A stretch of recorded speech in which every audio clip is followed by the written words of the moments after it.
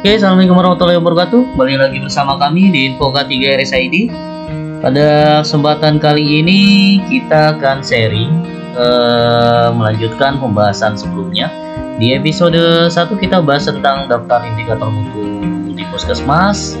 Episode 2 kita membahas scoring penentuan indikator mutu prioritas. Episode 3 kita membahas tentang profil indikator ya. Dan di episode kali ini kita akan membahas pembahasan selanjutnya, yaitu bagaimana cara mengukur dan melaporkan indikator mutu. Oke. Jadi teman-teman, setelah sudah teman-teman dapatkan daftar indikator mutu, maka selanjutnya adalah indikator mutu tersebut diukur dan dilaporkan setiap bulannya. Oke, jelas. Ini di depan teman-teman ada satu formulir bernama formulir sensus harian data indikator mutu. Oke. Coba kita jelaskan. Nah, ini ya. Ini adalah form sensus harian data indikator mutu. Jadi form ini wajib dimiliki oleh seluruh unit kerja yang memiliki indikator mutu. Dan ini form tersebut menjadi salah satu laporan bulanan indikator mutu unit itu. Oke, ini kita contohkan untuk indikator mutunya adalah ketepatan waktu penyelidikan epidemiologi dalam 1 kali 24 jam sejak laporan kasus diterima. Standarnya lebih dari 80%. Numerator adalah jumlah P yang dilakukan dalam 1 kali 24 jam. Numeratornya adalah jumlah seluruh kasus KLB yang wajib dilakukan PE. Gitu. Mungkin jangan tidak hanya KLB kali ya, KLB atau suspek itu aja. Oke. Nah, untuk form sensus sendiri terdiri dari beberapa kolom ya, yaitu kolom indikator mutunya apa, standarnya apa, numerator dan denumeratornya apa, dan tanggal dari tanggal 1 sampai tanggal 30 atau tanggal 31 itu. Lalu nanti ada jumlah dan ada hasil capaian. Nah, tujuan dari form sensus harian data indikator mutu ini adalah untuk sebagai modal teman-teman dalam mengukur ketercapaian indikator mutunya dalam 1 bulan gitu. Oke, di form ini sebenarnya cukup gampang ya. Nah, di sini ada satu persatu maksudnya. Jadi maksudnya di tanggal 1 Januari itu ada PE. Ada satu kasus PE yang wajib dilakukan PE. Nah, setelah dilakukan PE ternyata PE-nya sudah dilakukan dalam kurun 1 kali 24 jam sejak laporan diterima. Makanya di sini 1 per 1. Lalu di tanggal 9 kemudian ada lagi satu kasus 1 per 1. Jadi ada satu kasus KLB atau suspek yang wajib dilakukan PE. Dan kasus tersebut berhasil dilakukan PE dalam kurun waktu 1 kali 24 jam sejak laporan diterima. Maka numnya adalah 1 per 1. Oke? Jelas ya? Jadi untuk isian di tanggal ini adalah teman-teman tinggal mengisi numerator dan denumerator dari pengukuran indikator mutunya gitu. Jadi dalam 1 bulan ada berapa kasus KLB suspek yang terjadi. Di sini ada 6, yaitu tanggal 1, tanggal 9, tanggal 10, tanggal 18, tanggal 22, dan tanggal 23 gitu. Jadi ada 6, dan dari 6 kasus suspek atau KLB ini ternyata 6-6-nya dilakukan PE sesuai waktunya atau 1 kali 24 jam. Makanya 6 per 6 cara menghitungnya kita lihat profilnya, yaitu num per denum kali 100%, yaitu 6 dibagi 6 dikali 100% sama dengan 100%. Oke. Nah, form ini udah Excel ya teman-teman. Jadi sudah ada rumusnya. Misalnya teman-teman di sini tanggal 25 ada, di sini 1, atau misalnya di tanggal 2 atau 30 ada 5 kasus, tapi yang dilakukan PE tepat waktu hanya ada 2. Nah, nilainya dia akan berkurang secara otomatis gitu. Nah, form ini bisa dijadikan form bantu teman-teman dalam menghitung ketercapaian indikator mutu gitu. Sehingga sudah tahu nih capaian kita ternyata dalam 1 bulan atau dalam periode waktu tertentu ini sudah tercapai berapa persen gitu. Oke.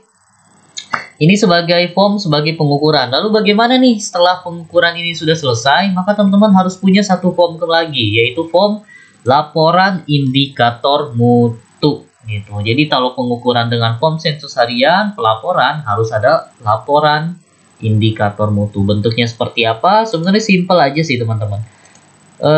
Kalau di kami ini bentuknya Excel juga. Jadi isinya seperti ini.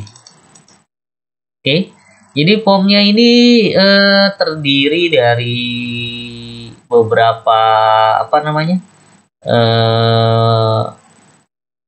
konten, yaitu pertama ada unitnya di mana, unitnya itu siapa. Lalu di sini sekitar surveillance. Judul indikatornya apa? Itu ketepatan waktu.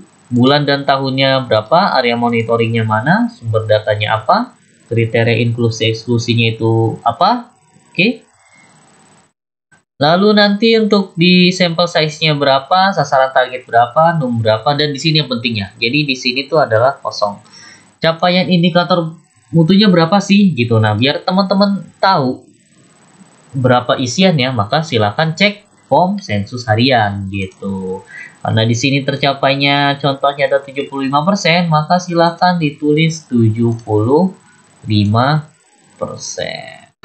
Oke. Nah, karena standarnya tadi adalah 80%, maka kesimpulannya tidak tercapai gitu. Mudah ya teman-teman ya. Oke. Nah, baru di sini yang penting nih, di sini adalah analisa. Jadi tidak hanya melaporkan tercapai tidak tercapai, tapi juga ada baiknya bila hasilnya tidak tercapai, lakukan analisa gitu. Analisanya kenapa nih dia tidak tercapai? Oh, ternyata analisanya alamat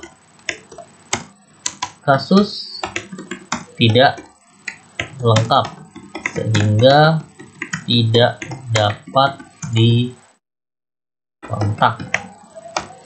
gitu, tidak dapat dikunjungi gitu. Oke, ini bisa nih, kenapa dia tercapai? Ternyata dari tadi beberapa kasus alamat kasus ada yang tidak lengkap sehingga tidak dapat dikunjungi gitu. Nah, rekomendasinya apa? Silakan buat teman-teman. Jadi kalau ada analisa harusnya ada rekomendasi atau rencana tindak lanjut. Ini penting sekali rencana tindak lanjut. Oke. Tindak lanjutnya adalah memastikan alamat dengan data di dukcapil gitu kan. Dan memastikan alamat dengan kunjungan langsung atau memverifikasi data. Ini bisa menjadi rekomendasi atau rencana tindak lanjut. Lalu nanti penanggung jawab silakan ditanda tangan di sini. Atasannya itu PJ UKM di tanda tangan di sini. Lalu nanti diserahkan form ini kepada tim mutu. Gitu. Ini adalah bentuk pelaporan teman-teman dalam melaporkan indikator mutu setiap bulannya. Gitu.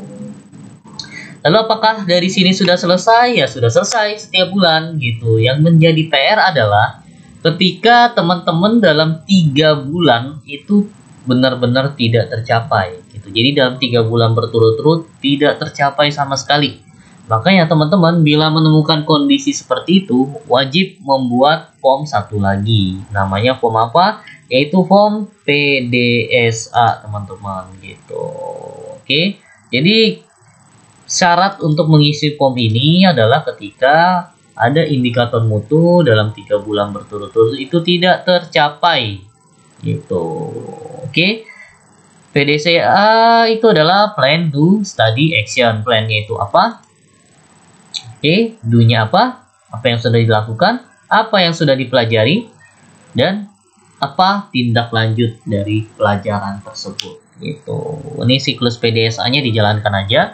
Lalu nanti mengetahui PJ-nya siapa dan menyetujui atasan langsung. Lalu form ini diberikan kepada siapa? Diberikan kepada mutu gitu. Makanya ketika teman-teman sudah membuat form ini, Misal ya, kita contohkan di bulan Januari, Februari, Maret, indikator mutu ketepatan waktu PEKLB ini tidak tercapai. Maka di bulan April atau di April awal ketika teman-teman melaporkan laporan bulanan indikator mutu bulan Maret, maka wajib melampirkan form PDSA ini gitu. Dan ketika form PDSA ini sudah diberikan, silakan teman-teman lakukan. Nah, ini. Lakukan siklus yang sudah teman-teman buat, itu action yang di sini. Karena ketika sudah dilakukan, nanti di bulan Mei, tim mutu akan meminta mana bukti pelaksanaan tindak lanjutnya, gitu. Itulah siklus dari pengukuran dan pelaporan indikator mutu. Nah, makanya teman-teman butuh satu form lagi, yaitu form bukti pelaksanaan tindak lanjut hasil monitoring indikator mutu gitu. Oke, jadi form ini adalah untuk menjawab siklus PDSA yang sudah teman-teman buat. Nah, untuk bukti tindak lanjutnya bisa menggunakan form ini, yaitu formnya simpel sih, ada hasil monitoring, hasil evaluasi, tindak lanjutnya apa, tanggal pelaksanaannya kapan, pelaksanaannya apa, keterangannya apa. Ini misalnya sudah terlaksana. Tanda tangan, nanti silakan lampirkan dokumentasinya di bawah gitu. Oke, simpel ya teman-teman ya. Jadi intinya silakan teman-teman, yang pertama kesimpulannya adalah silakan tim mutu Puskesmas melakukan share dokumen ini ke setiap unit yang memiliki indikator mutu, yaitu form sensus harian data indikator mutu. Setelah di-share, silakan ajarkan cara pengisiannya. Dan ketika di awal bulan selanjutnya, jadi kan kalau indikator mutu biasanya dalam 1 bulan ya, lalu dikumpulkan di maksimal tanggal 5 setiap bulannya, di bulan selanjutnya gitu. Nah, di tanggal 5 silakan ini di print, dikumpulkan bersama dengan form laporan bulanan indikator mutu yang ada di sini. Kalau di print kan gampang, bentuknya seperti ini. Oke, ketika sudah di print, inilah yang dilampirkan gitu. Nah, ketika 3 bulan berturut-turut tidak tercapai, maka ada form tambahan lagi, yaitu form PDSA, di mana ketika sudah keluar PDSA di bulan selanjutnya silahkan membuat bukti pelaksanaan tindak lanjutnya dengan form pelaksanaan tindak lanjut. Oke, gitu aja sih sebenarnya, nggak ribet kan ya alurnya. Jadi yang penting teman-teman mengerti konsepnya gitu. Nah, siapkan aja nih form seperti ini, silahkan di screenshot, silahkan diamati, tiru dan modifikasi, dan laksanakan di puskesmas masing-masing gitu. Oke, mungkin dari saya sekian, semoga mencerahkan. Terima kasih atas kesempatannya. Selamat malam, assalamualaikum warahmatullahi wabarakatuh.